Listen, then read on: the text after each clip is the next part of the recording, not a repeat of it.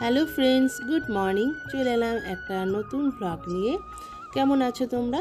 আশা করছি সবাই খুব ভালো আর সুস্থ আছো, আর আমিও খুব ভালো আছি। তো দেখো, এখন বাজে 6টা, আর ঘুম থেকে উঠেই আমি চলে এসেছি একদম ব্রেকফাস্ট বানাতে। তো তোমাদের দাদা ভাইয়ের জন্য দেখো এখানে বানানো হচ্ছে ঘুগনি।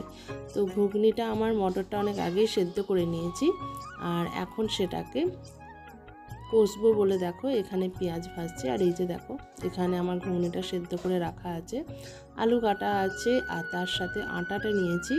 আটাটা মাখবো, এখনও পর্যন্ত মাখা হয়নি। আগে ঘুগনিটা বসিয়ে দিই, তারপরে মেখে নেব। আর একটু দেরি করে উঠলে না ভাত বসাতে ইচ্ছা করে না, কারণ হয়ে ওঠে না টাইমে। আর আজকে ভাত রান্নাও করছি না, কারণ তোমাদের দাদাভাই আজকে অফিস যাচ্ছে না, একটা দরকারি কাজে বেরোচ্ছে। তো এই দেখো এখানে চাটাও বানিয়ে নিলাম। আটাটা মাখতে মাখতে চাটা হয়ে যাবে, তারপর সবশেষে রুটিটা বানিয়ে নেব। তো আজকে তোমাদের দাদাভাই কোথায় যাচ্ছে? তো অনেক দিন ধরেই লাইসেন্সের চক্করে তোমাদের দাদাভাই ছুটে বেড়াচ্ছে। তো আজকে যাক ফাইনালি বর্ধমান যাচ্ছে, আর ওখানেই তৈরি হচ্ছে লাইসেন্সটা ওর।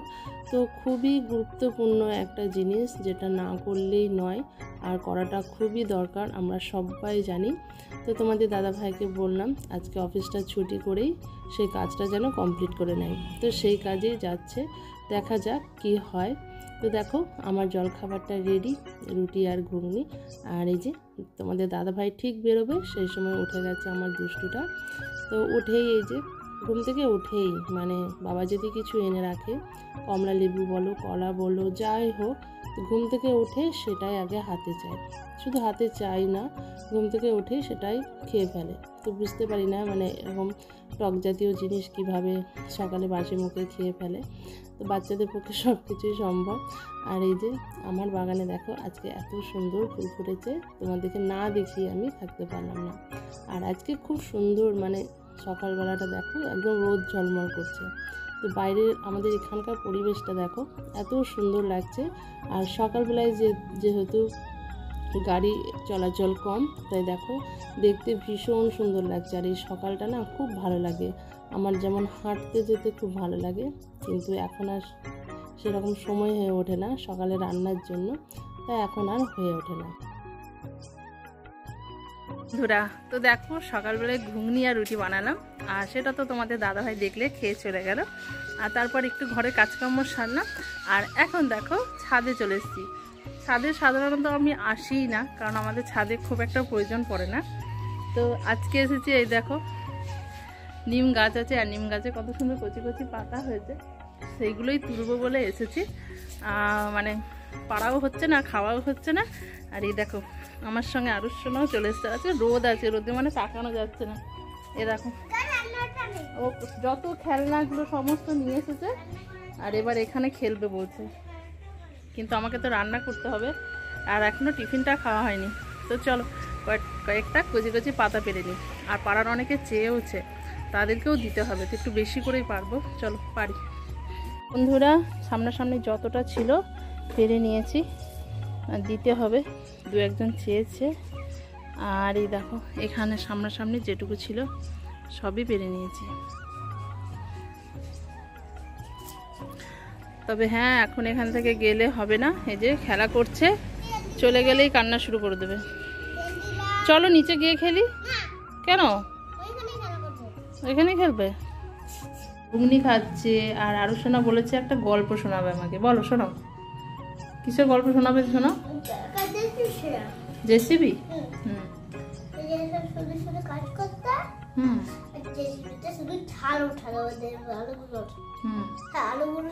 না না, কিসের গল্প বলছো তুমি? আচ্ছা বলো।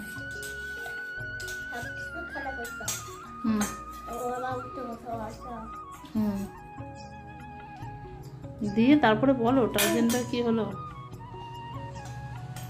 বলবো না। তো দেখো বন্ধুরা, ছাদে থেকে নিম পাতা পাড়া হলো, আর তারপর ওর সাথে একটু সময় কাটালাম, খেলা করলাম।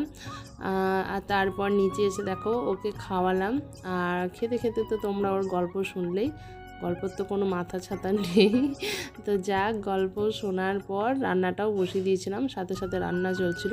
তো বাকি রান্নাবান্না আমার কমপ্লিট হয়ে গেছে। আর এখন ওই যে নিম পাতা আর আলুটা করে নিচ্ছি।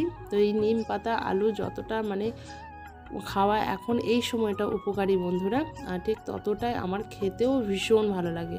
মনে হয় যেন শুধু ভাত আর এই নিম পাতা থাকলে আমার আর কিছু লাগবে না, এতটাই ভালো লাগে। তো আমি আলু দিয়ে এইভাবে ভাজছি, আর এটা বেগুন দিয়ে ভাজলে সেটাও খেতে খুব সুন্দর লাগে। তো দেখো ঝুড়ো ঝুড়ো করে একবারে ভেজে নিচ্ছি এটাকে।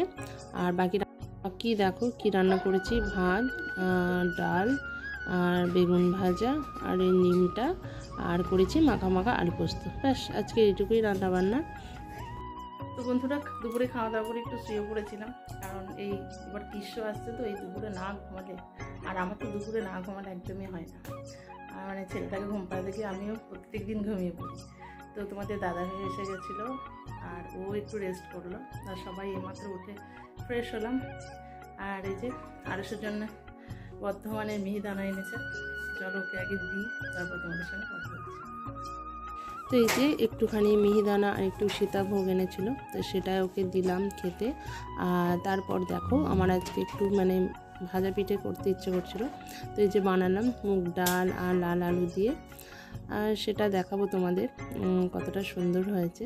আজকের ব্লগটা আমি খুব ছোট্ট একটা ব্লগ বানিয়েছি বন্ধুরা, আশা করছি তোমাদের খুব ভালো লেগেছে। ভালো লাগলে অবশ্যই লাইক কমেন্ট শেয়ার করো। সবাই খুব ভালো থাকো, সুস্থ থেকো, টাটা, বাই।